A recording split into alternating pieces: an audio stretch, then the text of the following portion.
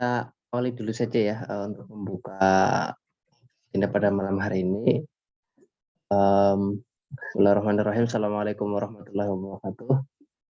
Alhamdulillahirrahmanirrahim. Salatu wassalamu ala rasulillah. Asyhadu an la ilaha illallah wa asyhadu anna Muhammadan abduhu wa rasuluh. Allahumma sholli ala sayyidina Muhammad wa ala ali sayyidina Muhammad. Alhamdulillah pada malam hari ini masih bisa bertemu dan bertatap muka meski dalam suasana yang serba daring begitu. Saya sampaikan kepada semua banyak-banyak terima kasih, terutama kepada moderator, para panelis, ya, para pembaca buku Gaza Live Publishing, dan tentu kepada penulis Mbak Nura ya. Jadi ada Bijang juga laku partnernya. Mengucapkan terima kasih karena telah berkenan untuk bagi ya hari ini di agenda Milad Gaza, menuju Milad Gaza sebenarnya yang keempat, karena Milad sebenarnya itu bulan Maret, masih lama ya, cuma pada kesempatan Desember ini kemudian membuka seluruh rangkaian dari kajian-kajian buku yang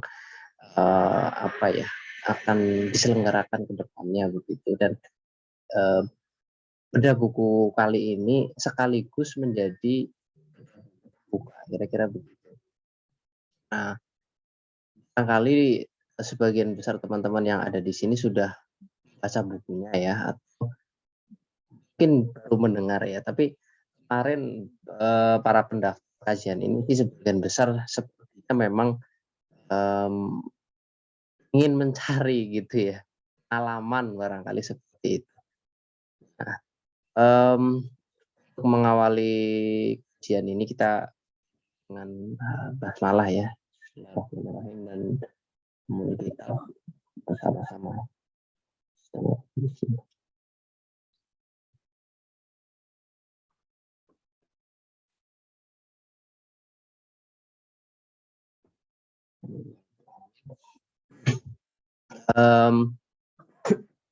Selanjutnya acara ini akan saya serahkan ke moderator dulu ya. Jadi saya bukan moderator, saya hanya mengawali, mengantarkan saja karena ini sebagai acara pembuka, sehingga dari beberapa pengurus Gaza belum bisa hadir, jadi hanya beberapa orang saja, sehingga mungkin itu sedikit sambutan lah, pembukaan seremonial begitu.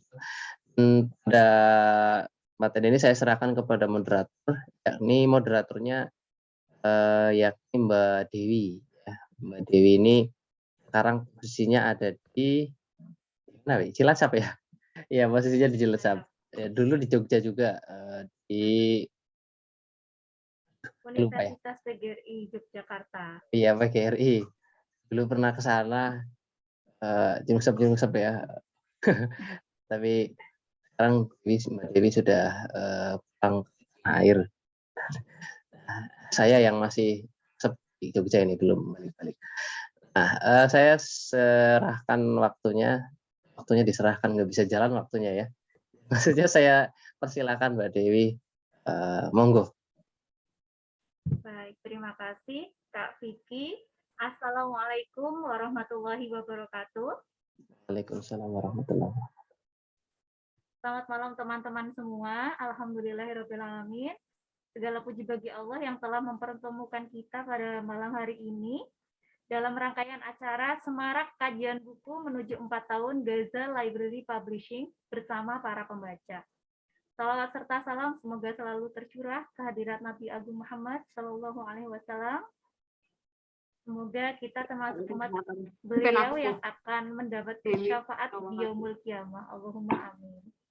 Teman-teman sekalian, bedah buku pada malam hari ini akan mengulas sebuah buku yang diterbitkan oleh Gaza Library Publishing dengan judul Mendarat Hikmah di Bumi Formosa, karya Mbak Nura Keprin. Nah, ketika membaca judul buku ini, mungkin banyak pembaca yang merasa penasaran ya, gimana sih Bumi Formosa itu? Nah, belum Mbak Nadia join.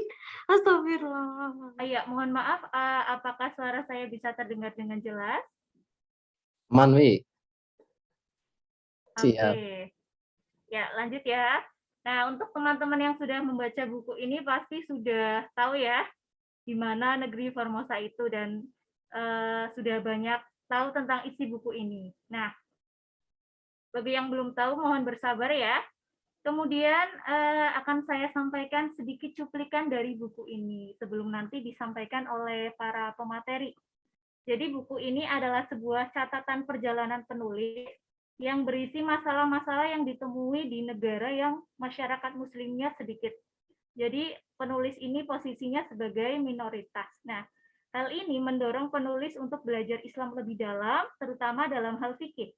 Karena yang kita tahu bahwa fikih itu sangat bermanfaat dan kemudian ada beberapa pandangan di dunia ini. Kemudian tujuan penulis untuk menyusun buku ini adalah untuk memotivasi diri penulis sendiri, kemudian memotivasi para pembaca tentunya untuk tetap semangat meluaskan wawasan, mendongkrak semangat persaudaraan sesama muslim meski berbeda pendapat ya, serta menambah keimanan kepada Allah Azza wa Jalla. Teman-teman semua, bedah buku kali ini akan dibahas oleh para pembaca ya. Jadi ada 3 pemateri yang sudah bergabung dengan kita. Yang pertama ada Mbak Sarah Rizky, MSc. Beliau adalah penulis buku. Yang kedua Mbak Vivi Tria Istiqomah, MSc. Beliau adalah seorang pengajar atau dosen. Dan yang ketiga Mbak Iis Indatriani. Beliau adalah seorang mahasiswa. Namun sebelum buku ini diulas, kita akan menyapa terlebih dahulu penulis dari buku ini, yaitu Mbak Nura Keprin. Selamat malam Mbak Nura, Assalamualaikum. Ya, sebentar Mbak. Waalaikumsalam warahmatullah. Ini background-nya saya remove. Ya. Oh ya. Baik, Mbak Nura posisinya di Bantul ya Mbak? Ya, di Piungan, di Bantul. Oke. Salam kenal ya Mbak Nura, ini untuk Ya, pertama sama-sama kalinya. Mbak Dewi.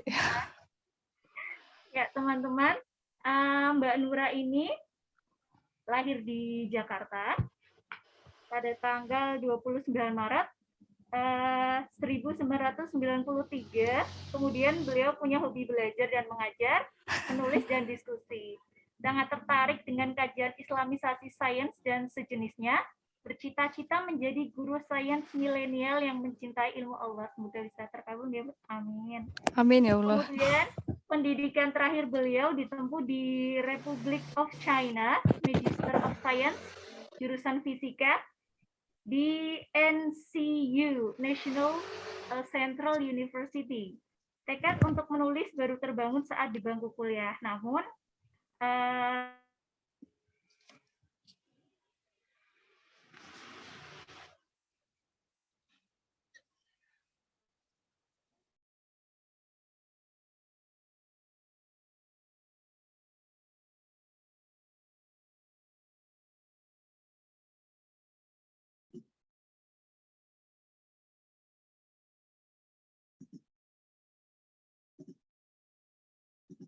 Suara hilang apa ya, Wi? Sinyal.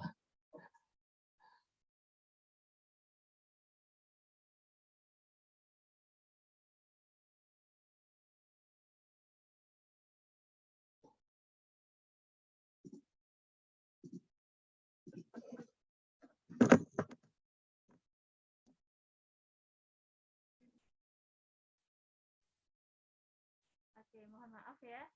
Selanjutnya mari kita simak bersama sambutan dari Mbak Nura pada malam hari ini sebelum nanti disampaikan bedah bukunya. Kepada Mbak Nura kami persilahkan.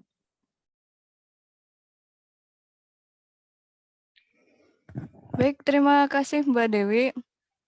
Assalamualaikum warahmatullahi wabarakatuh. Waalaikumsalam. Pertama, bismillahirrahmanirrahim. Pertama-tama saya mengucapkan terima kasih kepada teman-teman yang telah meluangkan waktu pada malam hari ini mengkaji buku ini bersama kami, dan juga saya mengucapkan terima kasih kepada Gaza yang telah mengadakan acara ini. Mudah-mudahan apa yang diniatkan ya dalam acara ini, tentunya dalam menebar kebaikan, itu dapat, terlaksana dengan baik ya, sesuai dengan yang kita niatkan tadi. Shalawat serta salam tidak lupa kita curahkan kepada nabi kita, Nabi Muhammad SAW, yang kita nantikan syafaat beliau di yaumil akhir nanti. Sambutannya berapa lama, Mbak? 5 menit atau Iya, nih maksimal 10 sebenarnya menit. saya tuh ini ya, Mbak, apa, baru pertama kali ngadain, apa sih, bikin acara semacam ini gitu ya. Oh Ya iya. grogi-grogi dikit lah ya. Jadi, di buku ini pengantarnya apa ya, pengantarnya adalah sebenarnya buku ini adalah suatu, eee, apa ya, bentuk rasa syukur kami ya, kepada Allah tentunya telah memberikan kami kesempatan untuk studi di sana ya, kemudian memberikan kami kesempatan untuk belajar, terutama ternyata kemarin dapatnya itu malah, sedikit tentang fikih gitu. Di sana, karena kami di sana itu ketemu sama orang-orang yang budayanya beda, agamanya beda, kemudian, negaranya juga kondisinya beda, ya. Jadi tidak seideal negara kita, itu sih paling. Dan tujuan dari buku ini ya, yang pertama semoga dengan buku ini itu bisa memotivasi pembaca ya, terutama bagi penulis sendiri untuk terus, belajar fikih ya. Karena ternyata ketika kami di sana itu ternyata kita nemu bahwa fikih itu ternyata sangat penting. Nah, sebelum kita lebih jauh, saya mau menekankan bahwa saya itu bukan ahli fikih di sini. Saya hanya apa ya, penikmat, penyuka dan pengkonsumsi fikih ya. Jadi saya di buku ini tidak menjelaskan mana hukum yang, sebaiknya diambil gitu misalnya dalam suatu kasus. Jadi yang terjadi di sana itu ketika kita melihat suatu kasus, ya kita sediakan opsi gitu. Ada, dalil fikih yang merekomendasikan kita untuk melakukan ini, dan ada dalil fikih yang merekomendasikan kita melakukan yang sebaliknya gitu. Dan dari pendapat-pendapat itu cuma saya tulis aja di situ. Jadi tidak dikuatkan, "Oh ini loh yang paling kuat," tidak seperti itu karena bukan kapasitas saya di situ ya. Kemudian, dalam belajar fikih ini ternyata banyak manfaatnya juga, terutama membuat kita jadi, eee, toleran gitu kepada teman-teman kita yang muslim tapi berbeda, gaya ibadahnya gitu secara ritual. Jadi kita nggak gampang untuk, kamu bid'ah, kamu ngelakuin itu kok aneh banget ya bid'ah," gitu. Kita tidak seperti itu karena, ya itu tadi, belajar fikihnya itu. Entah kenapa ketika dulu itu, tergerak aja gitu, tergerak secara otomatis meluangkan waktu minimal 1 jam sehari untuk belajar online, waktu belajar fikih online gitu ya, jadi ada level-level tertentu gitu. Jadi, ya udah kemudian disusun menjadi sebuah buku. Sebenarnya dulu kuliah itu lulusnya tahun 2017, tapi buku ini baru diterbitkan tahun, 2020. Ya mudah-mudahan nanti teman-teman saya mengucapkan terima kasih sekali sama, Sarah ya, kemudian Vivit, Vivitria dan juga Mbak Iis yang telah bersedia gitu menjadi, pe-review buku pada malam hari ini ya. Jadi kalau Sarah itu dulu adik kelas saya ketika di Taiwan dengan jurusan yang sama ya, tapi dengan, apa namanya, teman-teman yang berbeda. Maksudnya pembimbingnya beda gitu. Kemudian, Vivit ini adalah teman saya traveling ya di Taiwan ya, pelesiran gitu bahasanya. Tapi, ya jadi pokoknya Vivit ini teman saya jalan-jalan ke mana-mana ya. Kemudian untuk Mbak Iis sendiri, Mbak Iis ini adalah pembaca murni. Beliau belum pernah kenal dengan saya, ya. Jadi saya harap nanti Mbak Iis bisa memberikan apa ya kritik dan juga saran untuk buku ini gitu. Jadi secara netral. Jadi beliau tuh belum kenal sama saya sama sekali gitu.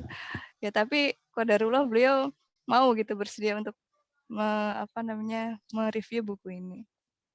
Itu Mbak Dewi, sekian pengantar dari saya, mudah-mudahan nanti, kalau misalnya ada yang perlu diklarifikasi mungkin nanti menyusul.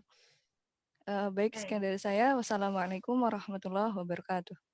Waalaikumsalam warahmatullahi wabarakatuh. Terima kasih kami sampaikan pada Mbak Nura atas pengantar dan juga sambutannya.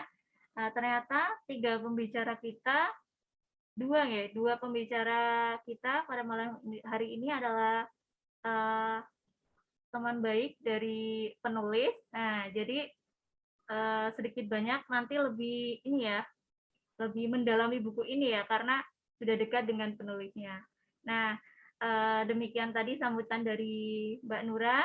Selanjutnya kita akan mulai memasuki sesi bedah buku. Review yang pertama akan disampaikan oleh Mbak Sarah Rizky MSc. Kita sapa dulu bersama-sama. Assalamualaikum Mbak Sarah. Iya, waalaikumsalam warahmatullahi wabarakatuh. Oke, Mbak Sarah adalah seorang penulis dan ilustrator buku Fun Learning Activity Book, The Scale of the Universe. Saat ini aktivitas beliau sebagai penulis dan juga ilustrator buku anak. Wah, ini kreatif sekali ya, Mbak. Kemudian Mbak Sarah bisa dihubungi melalui Instagram di @sarahrizky W. Nah, kemudian bisa juga @buku Sarah Rizky, pakai Y ya. Kemudian bisa juga melalui email sarah.rizky31@gmail.com. Nah, Mbak Sarah, selanjutnya oh ya mohon maaf Mbak Sarah posisinya sedang di Jogja nggak? Ini saya lagi di Magelang, Mbak, lagi mudik ini. Oh, Magelang, asal Magelang ya. Iya. Oke, selanjutnya kami persilahkan kepada Mbak Sarah untuk mereview buku Mendara Sigma di Bumi Formosa. Kepada Mbak Sarah kami persilahkan. Iya, terima kasih Mbak Dewi. Sebelumnya, Assalamualaikum warahmatullahi wabarakatuh untuk teman-teman semuanya.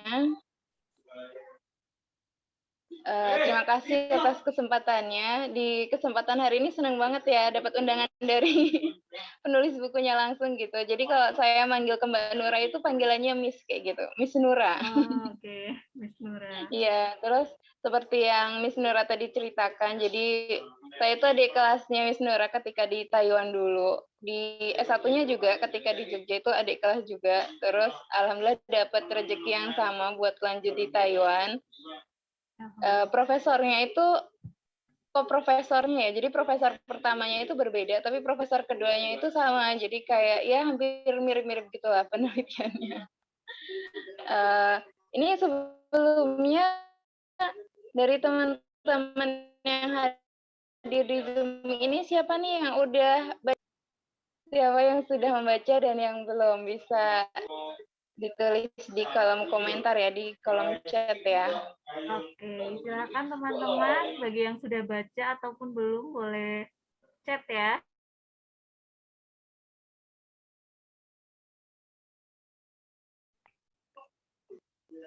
Mungkin teman-teman udah baca semua ya di sini ya. Jadi seperti yang Miss Nura tadi paparkan kayak gitu. Jadi buku ini tuh kalau saya sendiri yang membaca berasa kayak nostalgia gitu, kayak balik lagi ke Taiwan, menyelami gimana awal-awal datang, kegalauannya juga. Jadi di bab pertama itu kan dijelaskan tentang seorang wanita ketika safar itu seperti apa kayak gitu. Nah, itu juga yang kegalauan pertama yang saya hadapi ketika mau berangkat ke Taiwan kayak gitu ya. Pertamanya seneng gitu mau udah dapat beasiswa terus tinggal berangkat, tapi habis itu galau. Sebenarnya benar nggak sih saya ini mau ke Taiwan kayak gitu. Terus di sana apakah aman untuk saya sebagai seorang muslim, gimana makanan halalnya kayak gitu. Terus sholatnya bakal gampang atau susah. Nah, buat teman-teman yang misalnya nih mau berangkat ke luar negeri kayak gitu kan, baik untuk studi atau buat kerja, baik ke Taiwan ataupun ke negara lain. Nah, ini recommended banget nih buat membaca dulu bukunya Miss Nura, Mendarat Hikmah di Bumi Formosa. Karena di buku ini tuh ada kisah-kisah Miss Nura yang singkat, padat, tapi jelas gitu. Kayak kasus-kasusnya. Sebenarnya kasus apa sih yang biasanya ditemukan ketika kita tuh hidup di luar negeri kayak gitu. Kegalauan-kegalauan apa. Kemudian dari kegalauan itu Miss Nura jabarkan juga kayak ada pandangan-pandangan dari ulama, ada hadis-hadisnya kayak gitu yang membuat kita tuh jadi lebih apa ya, lebih tenang gitu, lebih open minded juga. Oh, ternyata ketika di luar negeri tuh ada banyak hal yang mungkin akan berbeda gitu loh ketika kita hidup di Indonesia dengan kebiasaan ibadah yang seperti di Indonesia. Di Taiwan menemui hal yang beda. Kayak misalnya yang simple aja tuh, pertama kali saya sholat di masjid Grand Mosque Taipei gitu ya. Jadi kalau di Indonesia itu kan kalau kita sholat jamaah dengan ibu-ibu yang perempuan kayak gitu semuanya rapet ya pakai mukena kayak gitu. Walaupun dengan model mukenanya juga beda-beda kayak gitu kan. Tapi ketika di Taiwan kayak shock gitu, wah kok sholatnya gitu aja nggak pakai mukena, pakai apa jilbabnya pun nggak pakai jilbab yang panjang gitu. Kalau kita kan biasanya kalau misalnya nggak pakai jilbab nggak pakai mukena tapi pakai jilbabnya tuh yang panjang banget yang nutupin tangan kayak gitu kan. Nah itu tuh ibu-ibunya kayak gitu, mbak-mbaknya itu cuma pakai jilbab lilit aja dan bajunya tuh pun kayak baju biasa yang beliau pakai untuk pergi kayak gitu. Dan yang bikin kaget lagi, oh ternyata nggak pakai kaos kaki, jadi kakinya tuh benar-benar terbuka kayak gitu. Pas itu juga kayak kaget, kok gitu ya sholatnya ya. Tapi habis itu kayak jadi apa ya, jadi ada pemantik diri untuk belajar lagi sebenarnya tuh boleh nggak sih sholat kayak gitu. Habis itu ternyata oh emang ada mazhab yang berbeda. Ketika kita di Indonesia kan kebanyakan menggunakannya mazhab Syafi'i yang harus tertutup rapat gitu ya, kecuali muka dan telapak tangan. Ternyata yang di Taiwan itu menggunakan mazhab yang berbeda. Dan dari hal yang apa ya, kayak misalnya ini kan kayak hal yang bukan sepele juga, tapi kayak sesuatu yang biasa hal tentang sholat, tapi ternyata tuh jadi wow gitu ketika kita melihat sesuatu yang beda. Ketika kita nggak tahu ilmunya mungkin kita bakal ngejat, ih itu sholatnya nggak sah loh kayak gitu. Cuman karena kitanya jadi belajar lagi, kita jadi kayak memaklumi, terus memahami, oh ternyata perbedaannya tuh seperti ini. Kita jadinya nggak ngejat macam-macam lagi kayak gitu, menghargai beliau-beliaunya juga. Nah di buku ini tuh sangat-sangat apa ya, simple gitulah untuk teman-teman yang pengen ke luar negeri. Kayaknya harus punya deh ya Mbak ya. harus harus beli. Ini masih ada kan ya Mbak stoknya. Jadi nanti buat teman-teman yang pengen studi lanjut ke luar negeri bisa nih baca buku ini dulu kayak gitu. Karena hal-hal yang seperti misalnya sholat kayak gitu, sholatnya seperti apa itu juga ada di buku ini. Terus tentang hal-hal lainnya, nanti mungkin Mbak Vivit juga bisa cerita nih. Mbak Vivit ini tuh expert banget, concern banget gitu ya tentang halal haram makanan di Taiwan kayak gitu. Bahkan beliau nih setiap traveling itu nyari makanan terus dicari gitu, di googling apa sih namanya, komposisinya tuh apa aja kayak gitu. Terus nanti beliau share. Nah mungkin nanti Mbak Vivit bisa cerita lebih lanjut tentang yang halal haram kayak gini. Terus apalagi nih Mbak yang mau dibahas nih Mbak? Mungkin tanya jawab aja kali ya. Oke, nanti bisa dilanjut ya Mbak ditanya jawab. Wah, sangat Iya. menarik sekali Mbak. Bagi saya sendiri ya mendengarkan tadi penjelasan dari Mbak Sarah ya, sangat baru sekali, termasuk baru juga untuk saya. Baru tahu, oh ternyata ada yang seperti itu di sana gitu. Nah ini menjadi salah satu buku rujukan yang wajib ya bagi teman-teman yang ingin belajar ke luar negeri atau mungkin hanya traveling saja. Wah, bisa di list ya bagi teman-teman semua, silahkan bisa memesan ke Gaza Library Publishing. Oke, demikian tadi review buku yang pertama dari Mbak Sarah. Terima kasih Mbak Sarah. Nanti kita akan melanjutkan ke sesi tanya jawab. Selanjutnya adalah ulasan dari Mbak Vivi Tria Istiqomah, MSc. Nah, beliau juga salah satu sahabat dari Mbak Nura. Assalamualaikum Mbak Vivi. Waalaikumsalam warahmatullahi wabarakatuh. Ya, terima kasih atas kesempatannya. Oke, sami-sami Mbak. Mbak Vivi adalah teman-teman semua perlu diketahui Mbak Vivi adalah seorang dosen di Institut Teknologi 10 November Surabaya. Mohon maaf Mbak Vivi, sekarang berada di Surabaya berarti nggak? Saya sekarang sedang di rumah di Sidoarjo. Oh, Iya. Sidoarjo. Selamat salam kenal nggih Mbak Vivi. Ya, salam kenal juga Mbak Dewi. Nggih. Kemudian bagi teman-teman yang ingin menghubungi Mbak Vivi, ini bisa juga melalui email vivitria@gmail.com atau juga bisa melalui IG vivitria_ dan bisa juga melalui alamat bisa juga melalui WA ya di nomor 082 246 149 292. Langsung saja nggih Mbak Vivi, kami persilahkan untuk menyampaikan review buku Mendarat Hikmah di Bumi Formosa. Monggo Mbak Vivi. Baik, terima kasih atas kesempatannya. Assalamualaikum warahmatullahi wabarakatuh. Waalaikumsalam warahmatullahi wabarakatuh. Sebelumnya saya mohon maaf kalau saya sudah bilang ke Dora saya mohon maaf kalau misalnya tidak bisa ngomong banyak di sini, maksudnya mungkin bawaan saya juga karakternya yang introvert, jadinya agak susah gitu kalau tidak dipancing-pancing. Mungkin sedikit saja untuk review buku Mendarat Hikmah di Bumi Formosa ini, insya Allah sangat recommended sekali, begitu baik untuk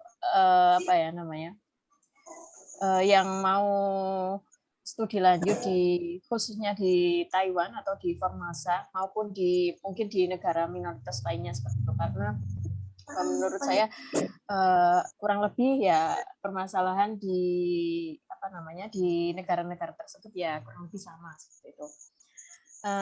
Terus kemudian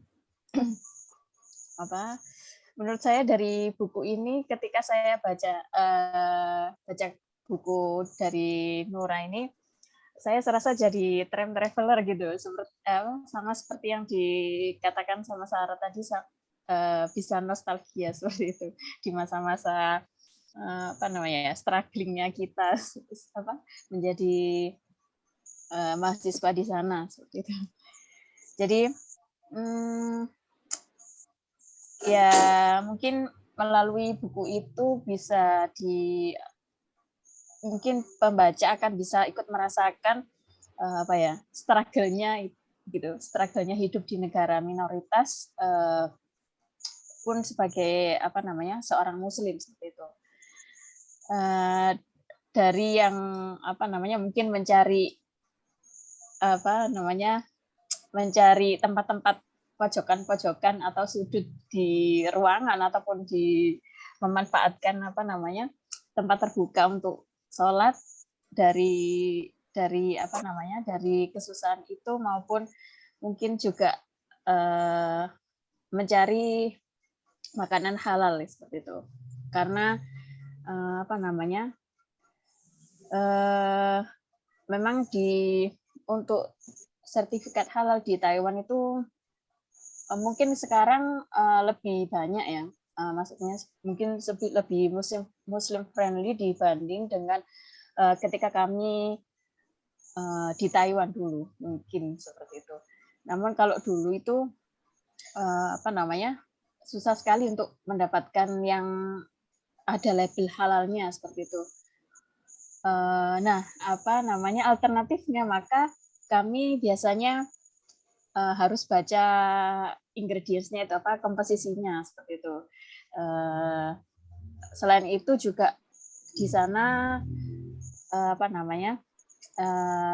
untuk vegetarian. Nah, biasanya cari label yang untuk ovo ataupun lacto vegetarian ataupun untuk vegan food seperti itu biasanya alternatifnya. Kemudian apalagi ya? Mungkin bisa disambung untuk sesi tanya jawab nanti, mungkin Mbak Dewi. Mbak, baik Mbak. Seperti itu dari saya. Terima kasih.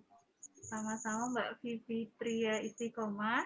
Nah, demikian teman-teman ya, ternyata di sana kalau dulu ya, kalau mau cari makanan halal harus lebih hati-hati ya. Kalau sekarang sudah lebih mudah mungkin ya, Mbak, ada label halalnya, tapi kalau dulu ternyata harus membaca dulu. Berarti harus belajar bahasa Taiwan ya, teman-teman. Mohon maaf sebelum ke sana. Atau bisa juga buka Google Translate ya. Oke, terima kasih Mbak Vivi atas penjelasannya. Semakin membuat kita penasaran dengan isi buku ini ya. Nah, untuk review yang ketiga, kita sudah terhubung dengan Mbak Iis Indah Triani. Assalamualaikum Mbak Iis. Waalaikumsalam. Ya, Mbak Iis, posisinya sedang di mana ya Mbak? Mohon maaf. Sekarang saya di Jogja, Mbak. Oh, Yogyakarta. Yeah. Mbak Iis adalah seorang mahasiswa di kampus TAI Masjid Syuhada. Selain kuliah,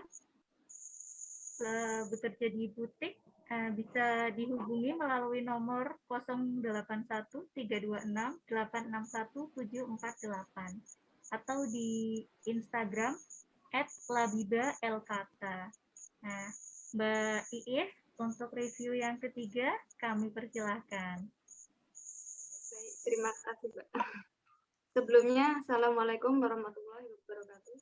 Waalaikumsalam warahmatullahi Baiklah, sebelumnya saya ucapkan terima kasih kepada Mbak Nura yang telah mempercayai saya sebagai pembedah buku beliau yang berjudul Mendaras Hikmah di Bumi Formosa, yang sebelumnya belum pernah mengenal saya dan saya belum pernah mengenal beliau, tapi saya dipercaya untuk membedah bukunya. Dan saya juga berterima kasih kepada Mbak Dewi selaku moderator yang telah memberikan waktunya serta kesempatan untuk saya berbicara. Dan tak lupa pula saya juga berterima kasih kepada rekan-rekan semua yang telah mau mendengarkan omongan-omongan yang insya Allah bermanfaat. Baik, ini langsung saja saya akan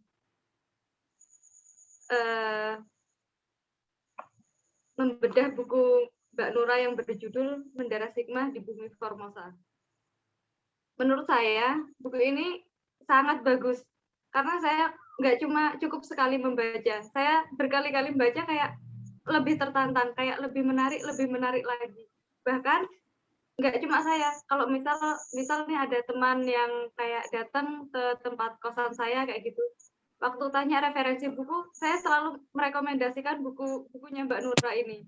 Ini loh buku motivasi bagus, baca kata gituin. Saya suruh baca, pokoknya baca buku ini kayak gitu.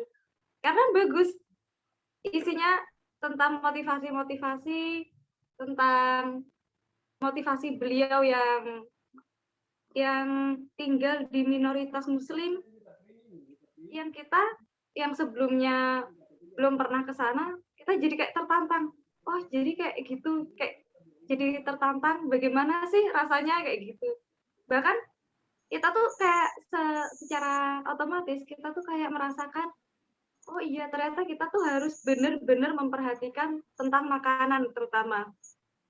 Di Indonesia memang mayoritas Muslim, tapi terkadang kita belum pernah terpikirkan mungkin orang itu Muslim, tapi bagaimana sih cara penyembelihannya? Kita kan juga tidak tahu. Dengan cara kita membaca buku ini, kita jadi bisa berpikir dua kali, oh iya, dia itu Muslim, tapi kira-kira kalau misal menyembelih sesuatu, menyembelih hewan kayak gitu, baca basmalah nggak ya? Kita jadi kayak terbuka juga pikirannya kayak gitu. Terus pokoknya ini sangat memotivasi sih. Kalau saya pribadi kayak gimana ya? Kayak jadi ingin mengikuti jejak beliau kayak gitu. Di sini kayak dalamnya tuh kayak tidak cuma motivasi, tapi dalil-dalilnya juga dicantumkan di sini. Sehingga kita tuh sebagai pembaca kayak, oh iya ini ada dalilnya dan ini ada dalilnya kayak gitu. Jadi kayak kita jadi lebih tahu lagi kayak gitu. Jadi saya sih merekomendasikan banget buku ini karena ini sangat bagus motivasinya. Terus sedikit saran, kalau dari saya pribadi, di sini memang kan ada kayak kata-kata asing yang mungkin percakapan antara beliau dengan atasannya atau gimana, itu alangkah baiknya dikasih penjelasan sedikit biar pembaca yang terutama saya yang apa bahasa asingnya kurang kayak gitu, jadi kita lebih tahu lagi apa sih yang dibicarakan kayak gitu. Mungkin seperti contoh yang di halaman 33. Nah, di sini ada penjelasan sedikit tentang percakapannya beliau kayak gitu. Tapi selanjutnya di sini belum ada. Saya baca belum ada. Jadi itu alangkah baiknya kalau misal dikasih penjelasan lagi kayak gitu. Terus tambahan lagi di sini memang mayoritasnya dibahas mungkin seperti khususnya kayak makanan, kayak seharian kayak gitu. Itu bagus sebenarnya. Karena ya kita di sana pasti makan dan kita di sana hidup dengan orang-orang yang minoritas muslim kayak gitu. Kita jadi kayak bisa beradaptasi dengan buku ini. Sedikit tambahan, kan beliau di sana kuliah ya Mbak Nura. Nah, alangkah baiknya kalau misal ditulis juga kayak misal di dalam bangku perkuliahan itu di sana itu antara antara muslim dengan non muslim itu apakah ada pembeda ataukah saling toleransi juga atau gimana, itu sepertinya belum tercantum di buku ini. Jadi itu alangkah baiknya kalau misal dijelaskan sedikit lagi kayak gitu. Selebihnya sudah bagus. Saya bawa buku ini. Ini sebenarnya saya hadiah dari beliau. Saya sangat bersyukur karena sebelumnya saya itu sebelum di Jogja itu kan saya masih pulang kampung di Bengkulu. Waktu itu saya dapat hadiah dari beliau buku ini. Saya buru-buru kayak pengen pulang. Wah, kayaknya bagus banget itu dari judulnya kok kayaknya menantang gitu. Saya pengen banget baca. Terus waktu saya pulang, saya langsung baca buku ini. Dan itu cuma nggak sekali 2 kali saya baca, kayaknya saya sudah berkali-kali membaca buku ini. Kayak gitu. Mungkin itu dulu ya Mbak ya. Nanti siapa tahu ada yang bertanya. Insya Allah selagi saya juga bisa menjawab, saya jawab. Terima kasih. Sama-sama Mbak Iis. Baik, demikian tadi teman-teman review dari Mbak Iis ya. Ternyata setelah melihat judul bukunya saja Mbak Iis ini sudah tidak sabar gitu ya ingin membaca bukunya. Dan setelah dibaca ternyata benar-benar sesuai dengan ekspektasi ya. Setelah tadi ingin sekali membaca, setelah dibuka itu seperti buka puasa gitu. Oh iya, ternyata isinya sangat menarik. Selanjutnya ada juga tadi masukan ya untuk Mbak Nura mengenai isi buku.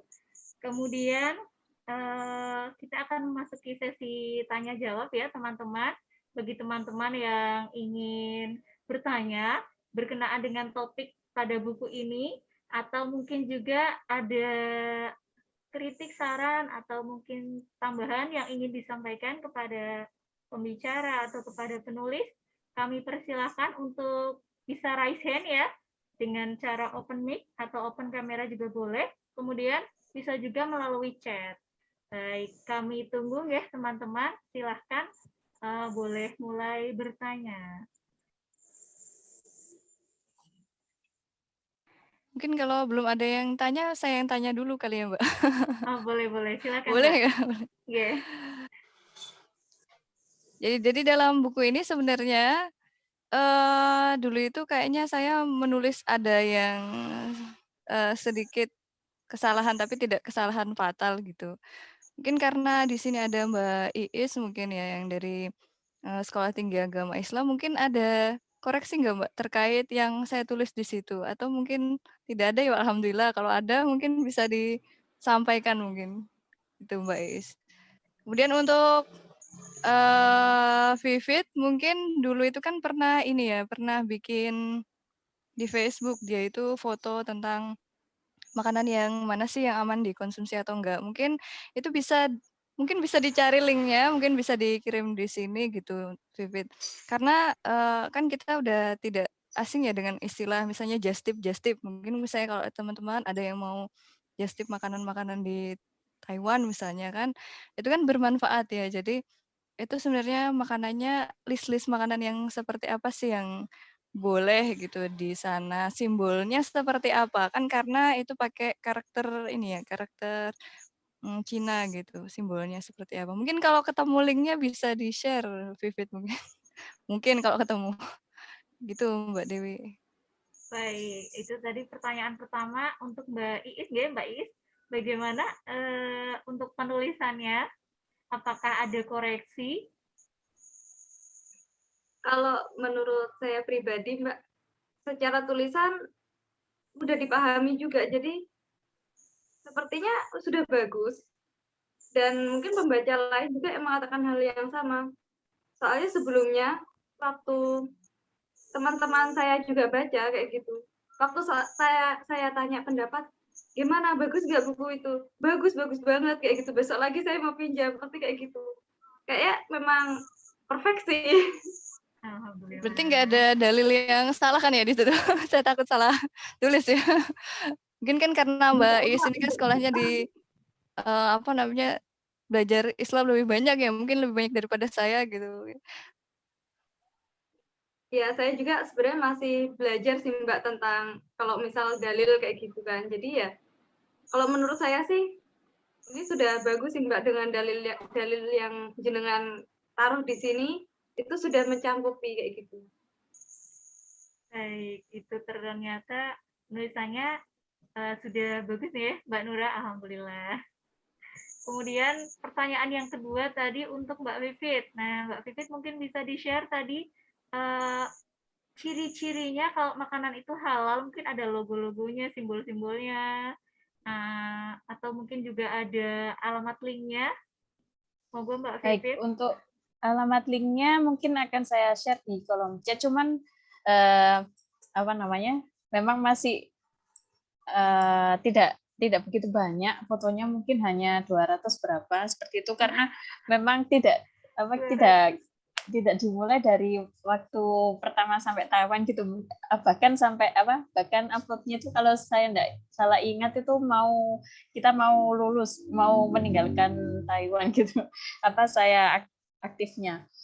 Jadi mungkin terus kemudian ini untuk album tersebut itu sebenarnya ini ada 2 kontributor, jadi ada satu lagi teman kami namanya Mbak Lydia, namun juga sepertinya tidak update. Kalau untuk logonya sendiri, biasanya yang saya post itu yang logo halalnya dari berbagai negara, dan ada juga yang logo vegetarian. Jadi vegetarian di Taiwan ini ada macam-macam. Jadi ada yang ovo vegetarian, itu yang vegetarian tapi yang makan telur. Kemudian ada lacto ovo, itu yang makan telur dan susu juga. Kemudian ada yang vegan. Yang vegan ini hanya makan tumbuh-tumbuhan dan ya nasi, tumbuh-tumbuhan saja. Kacang-kacangan seperti itu. Kemudian ada juga yang vegetarian yang 5 bahan istilahnya Wuxian seperti itu. Jadi 5 bahan yang yang berbau tajam seperti bawang putih, bawang onion, bawang merah, kemudian daun bawang dan pokoknya ada 5 seperti itu. Mungkin ini bisa saya share di kolom chat untuk linknya. Oke, teman-teman bisa lihat ya, ada alamatnya. Seperti itu Mbak Dewi. Terima kasih. Terima kasih kembali Mbak Vivit. Baik, itu teman-teman sudah ada linknya. Ternyata banyak sekali ya pembagiannya. Untuk vegetarian sendiri saya baru tahu ya Mbak Vivit, banyak sekali. Kemudian untuk logo halal ternyata tidak hanya dengan tulisan Arab saja ya. ada juga dengan tulisan-tulisan yang lain. Ya, nanti teman-teman bisa mempelajari di lain waktu ya, itu sudah ada alamatnya. Kemudian selanjutnya, apakah ada teman-teman yang ingin bertanya, monggo? Ya, mungkin saya dulu deh. Saya tertarik dengan ini Mbak, kegiatan belajar fikih. Nah, ternyata ada level-levelnya juga. Tapi itu online. Nah, kalau tidak salah dari Rumah Fikih Indonesia nggak Mbak Nura? Mungkin bisa dijelaskan sedikit Mbak itu programnya seperti apa dan cara daftarnya bagaimana? Ya, baik. Terima kasih Mbak Dewi. Terima kasih tadi Mbak Is dan Vivit yang telah memberikan pencerahan juga. Untuk waktu itu saya belajarnya itu googling ya. Jadi namanya Rumah Fikih Indonesia, itu asuhannya dari Ustadz Ahmad Sarwat. Mungkin ini tidak asing lagi didengar. Ya, beliau itu kalau nggak salah S1-nya, S1, S2, dan S3-nya itu bervariasi. Jadi hadis, terus tafsir, sama apa gitu. Jadi beliau banyak wawasannya ya. Jadi kalau untuk levelnya itu saya kurang tahu levelnya ada berapa. Tapi jadi sistemnya itu gini. Jadi sistemnya per level kita bayar semacam SPP gitu ya per level. Nah, di level itu kita belajar tentang fikih ya, tentang toharoh, sholat, kemudian rukun Islam ya. Jadi toharoh, sholat, kemudian puasa yang terkait ibadah ya, kemudian zakat sama haji. Jadi setiap level itu ada pengetahuan tentang itu. Tapi kalau di level kedua misalnya, level kedua itu nanti ditingkatkan lagi levelnya tentang sholat, tapi sholatnya yang bagaimana misalnya, tentang puasa tapi puasanya yang bagaimana, tentang zakat tapi yang bagaimana. Jadi setiap level itu ada tentang yang rukun Islam itu. Pokoknya ada sholat, puasa, zakat dan toharoh gitu. Jadi saya belajar banyak dari situ dan di situ itu ada video ya. Jadi pembelajarannya lewat video. Satu level itu diselesaikan kurang lebih 3 bulan, kalau nggak salah 3 bulan, Mbak, atau 3 bulan atau 4 bulan, saya lupa, atau 100 hari, saya lupa. Tuh, jadi, dalam 100 hari itu mungkin kita bisa menonton video satu sehari atau sehari itu setengah video misalnya. Tapi kalau, setengah video aneh, jadi biasanya satu video itu durasinya 1 jam. Nah, dari situ kemudian saya terpikir untuk gimana kalau ini dibukukan gitu ya, dicocok logilah sama perjalanan waktu di Taiwan itu. Karena aplikatif sekali gitu. Saya dapat ilmu itu kemudian langsung praktek gitu. Jadi waktu di Taiwan itu kita menemukan misal contoh ternyata di Taiwan itu tidak menganut imam perempuan misalnya. Ketika sholat kita tuh nggak boleh, imam perempuan tuh nggak boleh menurut mereka. Jadi mereka kalau imamnya itu nggak ada yang laki-laki ya wis bubar langsung sholat sendiri-sendiri. Nah gitu. Ternyata saya dapat pengetahuan itu kenapa mereka begitu dari sekolah fikih itu, dari ada pembahasannya tentang hukum wanita mengimami sesama wanita kayak gitu. Jadi ada banyak detail-detailnya yang disampaikan di Rumah Fikih Indonesia itu. Kalau teman-teman tertarik, mungkin buku saya itu cuma pengantarnya doang, cuma kayak kulit-kulitnya aja gitu. Ya, kalau teman-teman tertarik, mungkin bisa daftar program itu untuk menggali lebih dalam lagi fikih, wawasan-wawasan fikihnya gitu, Mbak. Gitu ya, Mbak. Dari saya mungkin itu. Baik, Mbak Nura, terima kasih. Nah, ini kalau teman-teman berminat ya, monggo silakan bisa di searching ya, Rumah Fikih Indonesia. Insya Allah akan sangat bermanfaat bagi kita semua. Nah, kembali ke sesi tanya jawab kepada teman-teman yang mungkin masih punya unek-unek ya. Ini apa sih maksudnya begitu? Atau mungkin ada masukan untuk penulis, silahkan bisa raise hand atau boleh juga menulis pertanyaannya di chat.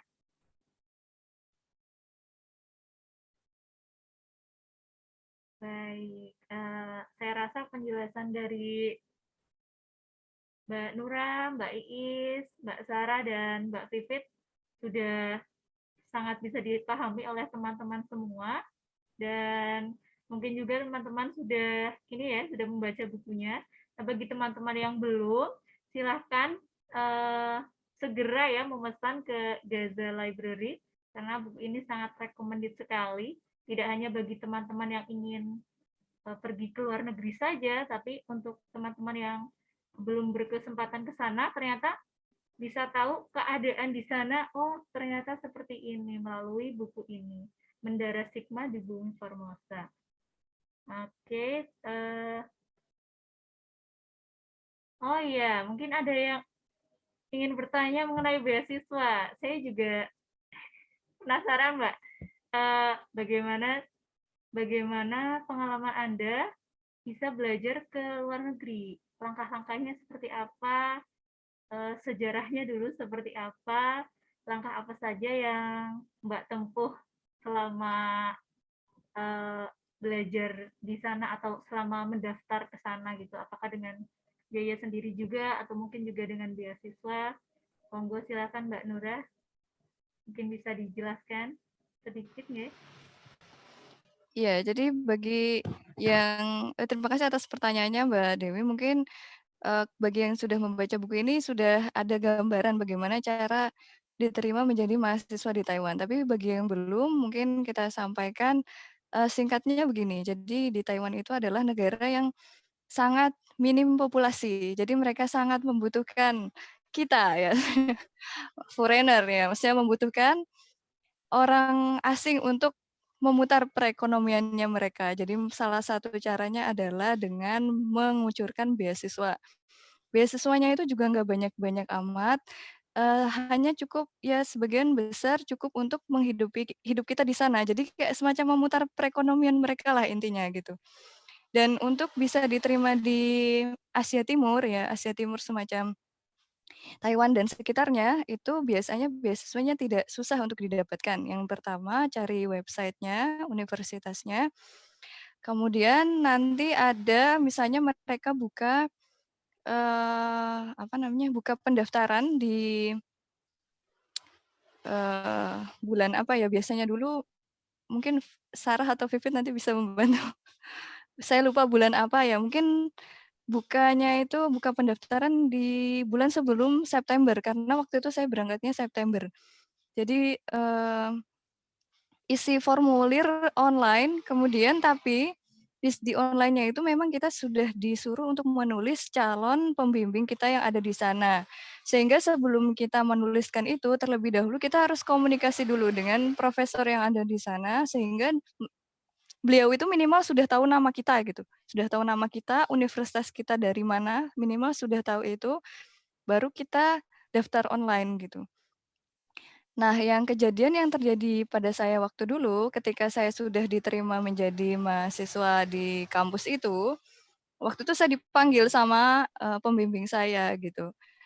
Katanya dia dapat formulir dari Indonesia ya. Jadi waktu itu pembimbing saya itu dapat formulir dari Indonesia, tapi nggak tahu ini universitasnya terkenal apa enggak gitu. Sehingga beliau itu manggil saya ke kantornya ditanya, ini kamu kenal nggak sama universitas ini gitu. Waktu itu saya nggak kenal, benar-benar saya nggak tahu ini universitas apa gitu ya, asing di telinga saya. Ya saya bilang nggak kenal gitu. Akhirnya dengan mudah itu langsung out gitu, maksudnya formulirnya tuh udah langsung nggak ada, maksudnya udah nggak diterima gitu. Beda halnya ketika saya waktu itu ke tempatnya pembimbingnya Sarah ya waktu itu. Beliau orang Korea kan. Nah, beliau itu tanya sama saya waktu itu karena waktu itu yang orang Indonesia yang dikenal cuma saya doang sama beliau, jadi beliau tanya karena beliau dapat form pendaftaran dari Indonesia tuh banyak, ya banyak. Salah satunya dari Sarah juga, tapi banyak dari Indonesianya itu. Kemudian beliau tanya, "Ini universitasnya terkenal atau enggak?" Kemudian karena universitasnya udah terkenal kan, UGM, nah kemudian beliau tanya lagi, "Ini kamu kenal enggak?" Gitu.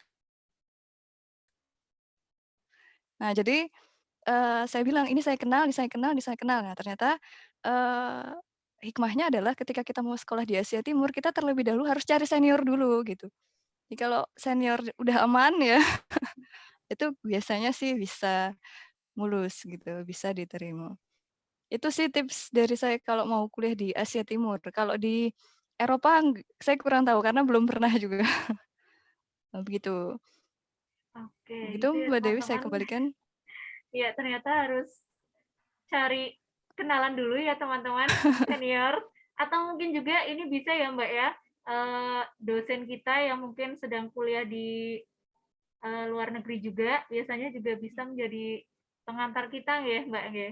Iya, bisa. Kemudian ini Mbak, untuk S2 apakah perlu mengajukan proposal terlebih dahulu atau hanya TOEFL saja? Dan Kalau di bahasanya juga apa harus belajar Oh, bahasa itu dulu atau tidak? kalau di Asia Timur itu TOEFL itu tidak penting. Yang penting itu tadi, kenal dengan pembimbing, dapat link kenal dengan pembimbingnya, dan dapat link kenal dengan profesornya beserta universitasnya terkenal. Udah, itu kemungkinan besar bisa diterima gitu. Kalau apa namanya, untuk administrasi itu nomor 2. Jadi kalau kita sudah dikenal maksudnya sama mereka, maksudnya minimal nama dan universitas, itu mereka mungkin nggak lihat dokumennya, tapi memang diminta, minimal ini apa, skripsi kita ketika S1 dijadikan formatnya seperti jurnal gitu, semacam 4 halaman seperti itu, gitu. Kalau pengalaman saya seperti itu, mungkin kalau Vivit sama Sarah saya kurang tahu seperti apa. Kalau saya dulu pengalamannya hanya mengirimkan, rangkuman skripsi yang dulu dijadikan 4 halaman gitu. Gitu Mbak, kalau saya dari Baik, terima kasih Mbak Nurah. Mungkin Mbak Sarah dan Mbak Vivit bisa menambahkan sedikit, mungkin ada yang berbeda dengan cara apply-nya. Bahkan dikit ya Mbak ya. Jadi seperti yang Mbak Nura paparkan tadi, cuman kalau saya tuh ada tambahannya. Jadi waktu itu kan saya emang kontak dulu sama profesornya, terus saya bikin ini proposal risetnya kayak gitu. Nah, rencana saya tuh penelitiannya tentang apa kayak gitu. Awalnya tuh saya pengennya yang eksperimen kayak gitulah. Nah, terus saya itu menghubunginya profesornya Mbak Nura, Prof. Lai. Iya nggak sih Mbak? Aku lupa nyebutnya. Nah, kayak gitu. Terus ternyata beliaunya itu bidangnya itu tuh bukan tentang eksperimen sesuai yang saya pengen kayak gitu. Akhirnya sama beliau direkomendasikan ke teman beliau yang basicnya lebih ke eksperimen karena beliaunya tentang simulasi kayak gitu. Jadi tambahannya itu aja sih, kayak bikin curhatan. Kita tuh pengennya riset tentang apa kayak gitu, biar nanti tuh sama profesornya juga diarahkan. Kita tuh cocoknya kemana kayak gitu sih. Oke, ternyata ada juga yang ini ya, profesor yang meminta gambaran. Oh, kita mau penelitiannya tentang ini, begitu. Terima kasih Mbak Sarah atas tambahannya. Mbak Vivit mungkin ada yang berbeda, monggo. Kalau saya sepertinya berbeda cerita dengan Sarah dan Nura. Oh begitu. Kalau saya dulu kebetulan di ITS itu setiap saya enggak tahu pastinya, mungkin setiap tahun ya itu ada profesor visit dari kampus-kampus di Taiwan seperti itu. Salah satunya di kampus kami ini NCU. Nah, kemudian pada waktu ada profesor visit itu saya kemudian datang, kemudian tentunya dengan membawa berkas-berkas seperti itu. Nah, kebetulan waktu itu jurusan yang mau saya apply itu profesor, kan mereka mendatangkan beberapa orang profesor dari yang mewakili berbagai jurusan. Nah, kebetulan dari jurusan saya itu profesornya tidak datang, jadinya kalau yang profesornya datang banyak yang langsung dapat LOE on the spot seperti itu. Nah, kebetulan karena saya profesornya tidak datang dari jurusan tersebut, maka diminta untuk mengirimkan bukan mengirimkan, langsung online, apply online seperti itu. Disuruh apply online, kemudian upload berkas, tunggu pengumuman, kemudian berbeda dengan Sarah dan Nura yang dari Indonesia itu sudah kontak dengan profesornya. Nah, saya belum sama sekali ada kontak dengan profesor. Baru sampai Taiwan itu saya baru mencari profesor advisor untuk saya seperti itu. Seperti itu Pak Dewi, mungkin yang bisa saya sampaikan. Baik, ternyata beda-beda ya ceritanya. Ini Mbak, untuk bahasanya sendiri, apakah kita harus lebih dahulu belajar bahasa Cina atau datang ke sana kemudian ada seperti kursus begitu yang disiapkan oleh kampus atau seperti apa, Mbak Nura? Kalau dulu itu kalau di kampus saya ya itu sudah bahasa Inggris. Jadi S2-nya sudah bahasa Inggris semua kalau di kampus saya. Jadi saya tidak perlu belajar Mandarin untuk bahasa pengantarnya gitu. Tapi di samping itu memang kita diajarkan bahasa Mandarin, tapi bahasa Mandarin survival. Jadi bahasa Mandarin bertahan hidup. Ya, jadi kita ada mata kuliah sendiri bahasa Mandarin untuk bertahan hidup ya. Kayak misalnya ke pasar, apa yang bisa kita omong di pasar, misalnya ya pokoknya yang bahasa bertahan hidup. Kalau kuliah itu bahasa Inggris di sana. Gitu Mbak. Kalau di tempatnya Vivit mungkin dia masih kesulitan ada bahasa Mandarinnya juga ya kalau nggak salah Oh gitu. kuliahnya. Oh, nggih. Berarti tetap ini ya Mbak ya, ada kelas bahasa Mandarinnya juga. Dalam artian kita perlu belajar bahasa Mandarin ya. Ya tentu Iya. nanti kalau nggak bisa bahasa Mandarin nanti nggak bisa tahu itu makanannya halal atau haram ya Mbak. Iya. Iya. Kemudian ini Mbak, kenapa sih dulu Mbak Nura, Mbak Sarah, Mbak Vivit itu memilihnya ke Negeri Formosa belajarnya? Dari saya dulu. Sebenarnya itu sebenarnya Taiwan itu bukan negara yang terkenal ya Mbak ya. Jadi kalau misalnya kita tanya ke mahasiswa S1 mau lanjut kemana, paling jawabannya kemana? Jepang atau kemana? Amerika misalnya. Gitu. Nggak ada yang ngomong Taiwan ya Mbak. Ya jadi itu sebenarnya qadarullah itu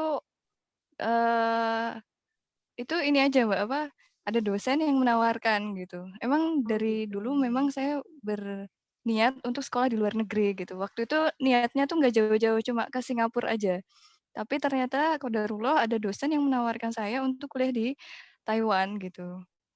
Jadi ya itu kayak semacam kebetulan atau ya takdir ya. Ada takdir ya Mbak. Iya, gitu kalau dari saya Mbak. Mungkin dari yang lain mungkin bisa.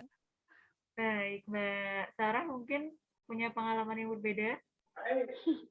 Ya, kalau saya tuh tipe yang coba semua peluang kayak gitu, Mbak. Karena nggak tahu kan ya rezeki kita tuh di mana kayak gitu. Iya, betul. Nah, waktu itu tuh saya daftar beberapa kayak gitu, ada di negara lain, ke Taiwan juga, bahkan ke Indonesia. Karena kayaknya pembimbing saya waktu S1 tuh kayak masih nggak riba gitu loh kalau saya tuh keluar negeri. Gitu. Masih pengennya ditahan-tahan gitu di Labda di Indonesia aja kayak gitu. Yaudah akhirnya, yaudah Pak, saya manu deh Pak, saya nih daftar nih Pak beasiswa Indonesia gitu kan. Tapi ternyata qadarullahnya tuh malah nggak diterima yang di Indonesia itu.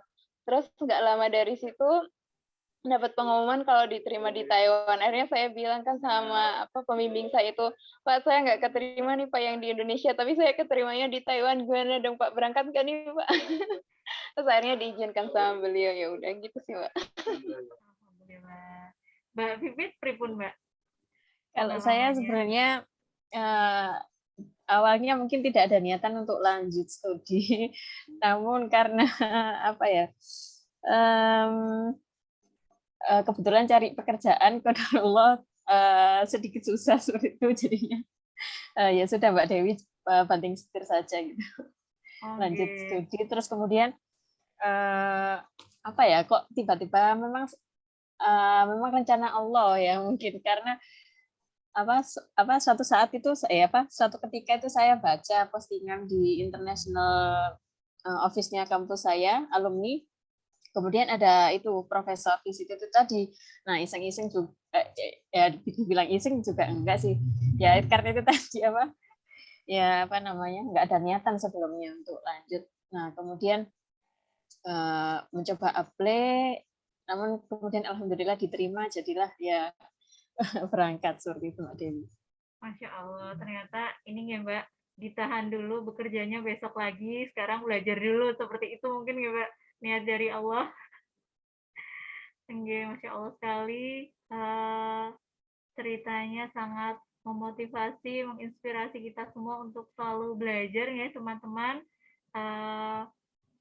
Terutama di sini adalah belajar agama ya, yang akan sangat bermanfaat bagi dunia dan akhirat kita. Nah, untuk yang pertanyaan terakhir ya teman-teman, apakah ada yang ingin bertanya? Monggo. Kalau tidak ada yang bertanya, mungkin kita akan menyimak bersama penyampaian pesan dari setiap pembicara pada malam hari ini ya. Untuk yang pertama, monggo kepada Mbak Vivit, mungkin bisa disampaikan pesannya untuk semua teman-teman yang ada di sini. Mohon maaf, mungkin bisa ke Sarah atau Mbak Iis dulu.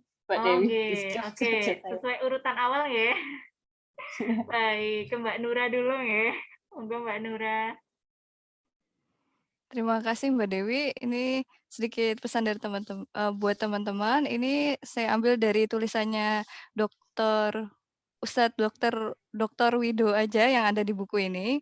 Ya, beliau menyampaikan bahwa sedikitnya ada 9 kali dalam Al-Quran Allah memerintahkan hambanya untuk traveling ya. Jadi traveling di sini karena banyak sekali hikmah, pelajaran dan tanda-tanda kebesaran Allah yang bisa kita lihat gitu. Apalagi kalau travelingnya itu adalah dalam rangka menuntut ilmu.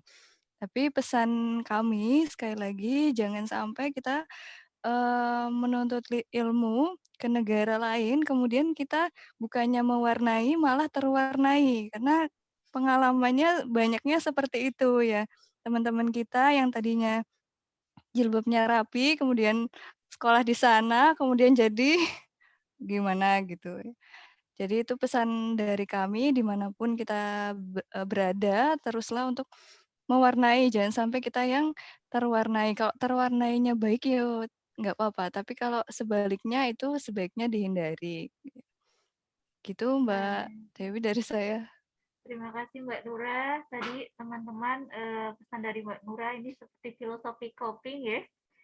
Jangan jadi yang terwarnai, tapi warnailah sekitarmu gitu. Kemudian yang kedua dari Mbak Sarah, monggo Mbak Sarah.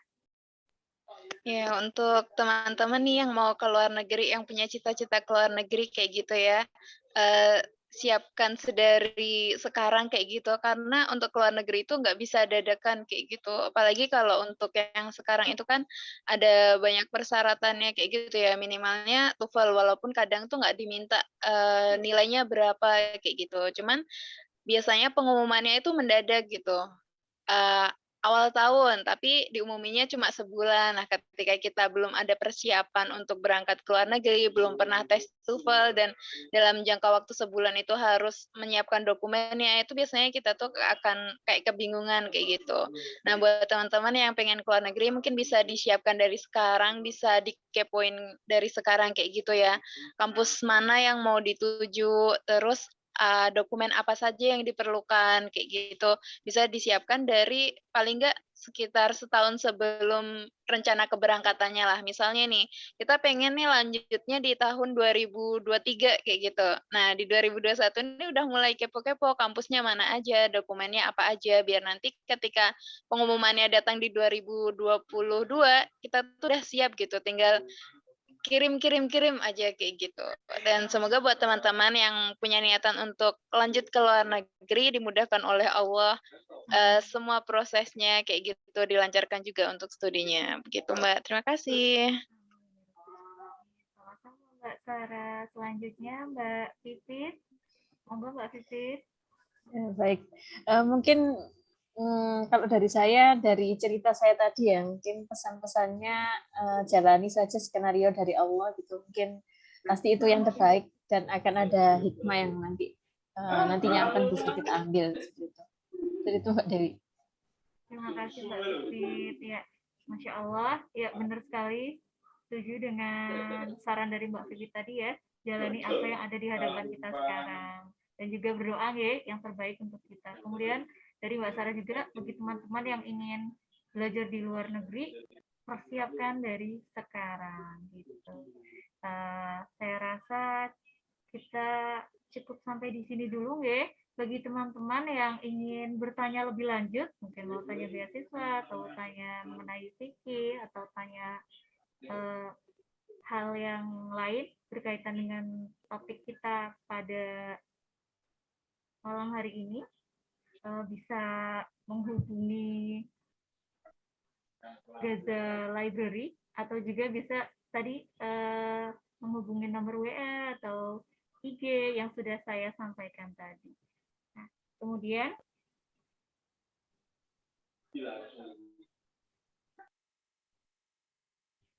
oh ya, mohon maaf.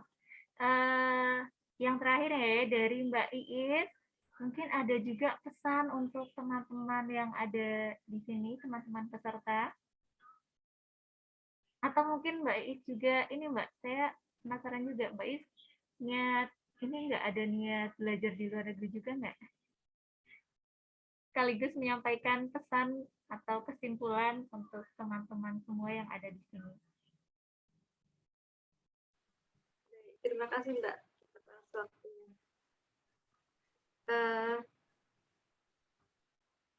Dari saya pribadi, saya ini ngambil dari buku yang Mbak Nura tulis.